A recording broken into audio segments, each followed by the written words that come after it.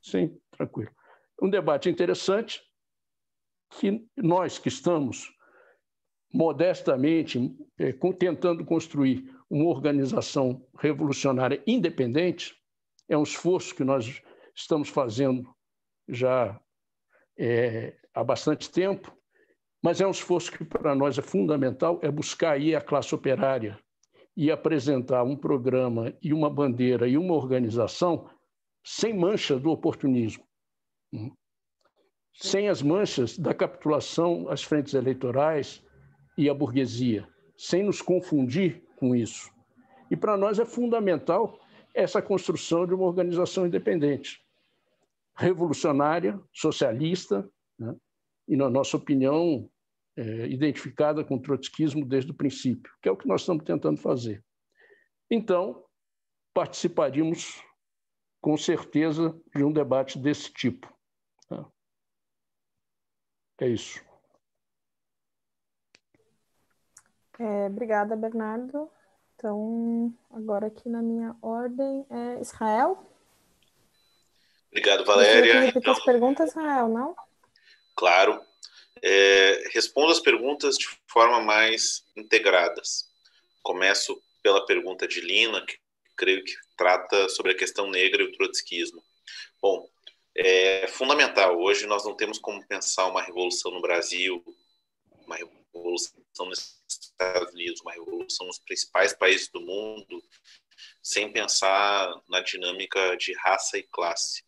Assim que temos uma série de porta-vozes, dirigentes, figuras que dentro do mês vêm pensando nisso. Inclusive eu recomendo, nós vamos fazer agora uma live comemorativa, não comemorativa, né, mas rememorativa aos 80 anos do falecimento e o assassinato de Trotsky, na quinta-feira, onde vão estar Roberto Robana, nosso dirigente nacional, deixo o convite a todos, o Douglas Gonçalves, que é um estudioso da relação entre o trotskismo e o movimento negro, ou seja, de uma série de premissas nesse debate. Então, na nossa última revista Movimento, que está integrada à rede online do site Movimento, nós tivemos um destaque para 2 textos importantes de um revolucionário que necessita ser resgatado, que chama-se C.L.R. James, que escreveu uma obra fantástica chamada Os Jacobinos Negros. Na nossa última revista nós temos 2 textos deles, eu deixo como indicação para que todos possam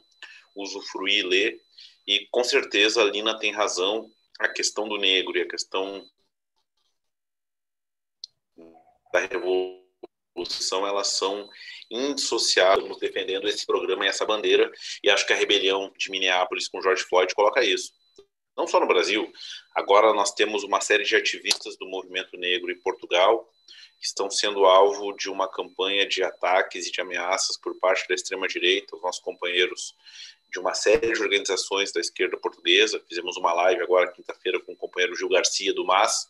Ele denunciou isso e o pessoal encaminhou hoje, na Câmara dos Deputados, um pedido para a Assembleia Nacional Portuguesa, para que esses fascistas sejam presos imediatamente. Portanto, nós temos uma questão onde a questão racial, desse ponto de vista, é parte fundamental do programa e não é uma parte lateral. Os Estados Unidos comprovaram isso, o Brasil deve entrar num processo de grandes rebeliões e grandes conflitos, e o problema da negritude vai se expressar cada vez mais, como isso está imbricado. O segundo ponto, do ponto de vista da relação com o PT, eu acho que nós temos que reconquistar alguns repertórios teóricos que consigam defender o nosso programa a partir das táticas. Então, nós podemos ter unidade de ação, frente única e a proposição de alternativas revolucionárias. O trotskismo defende essas 3 instâncias. Na unidade de ação para barrar o bolsonarismo, que é o governo de extrema-direita, nós modificamos o leque que tínhamos anteriormente, quando era um governo social-liberal, com traços de frente popular, que foram os governos Lula e Dilma. Hoje nós defendemos unidade de ação com todos, mas não defendemos frentes com partidos burgueses, por exemplo. Nós achamos que isso é equivocado, por isso que nós participamos de atos políticos, lives ou o que seja, para defender determinados pontos, mas não assinamos manifestos como aquele manifesto dos 70%, do Estamos Juntos. Essa é uma diferença política que a vanguarda deve conhecer. Uma coisa é assinar os manifestos, outra coisa é participar de atos pontuais pela liberdade democrática, pela liberdade de imprensa. Tivemos um companheiro nosso que é muito próximo ao mesmo, Glenn Greenwald, que foi criticado, foi perseguido. Nós temos um ato amplo de unidade de ação que teve uma fala do Rodrigo Maia e uma fala do Ciro Garcia no mesmo ato, vejam vocês. Então, achamos que é necessário superar isso, e do ponto de vista da alternativa política, tenho muito acordo com o que falou o Plínio em relação à caracterização do PT. Mas nós não fazemos caracterizações apenas de Facebook, de Instagram ou de TikTok. Nós fazemos caracterizações para impor uma política. E na política nós levantamos uma batalha fundamental nas prévias em São Paulo com a candidatura da Sâmia. Na política em Campinas, nós fomos parte daqueles que lutaram por um voto. O diretório municipal do PSOL aprovou aliança com o PT e nós lutamos contra isso. Então, nós acreditamos que essa caracterização a respeito do PT tem que se materializar numa política. E, por fim, sobre o tema mais candente, a construção de partidos revolucionários não pode obedecer a um dogma. Trotsky era preso a um método e a uma classe, que é a classe dos trabalhadores e das trabalhadoras. A política, ela se dá no terreno da tática combinada com a estratégia. Então, hoje, por exemplo, nós temos um grande debate na esquerda. Nós somos parte da Quarta Internacional, anteriormente conhecida como SU. Somos parte disso. E dentro do SU convivem diferentes posições. Dentro do NPA convivem diferentes posições. Então, eu não critico os companheiros de fração trotskista por serem parte do NPA. Pelo contrário, eu cumprimento a Carolina e a Valéria por essa posição aqui. O problema é como resulta essa batalha política.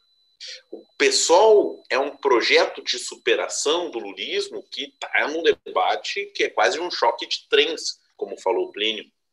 Acho que os erros que o PSTU cometeu, um dos principais, foi não ter se integrado ao PSOL nos seus inícios. Acho que o segundo erro que o PSTU cometeu foi em 2010, quando a Conlutas e a Intersindical levaram a um processo de fusão que implodiu em pleno congresso entre as duas organizações. Esses erros comprometem a estratégia Tem 2 minutos, do PSTU para nada. O PSTU é uma organização revolucionária. Nós acreditamos nisso.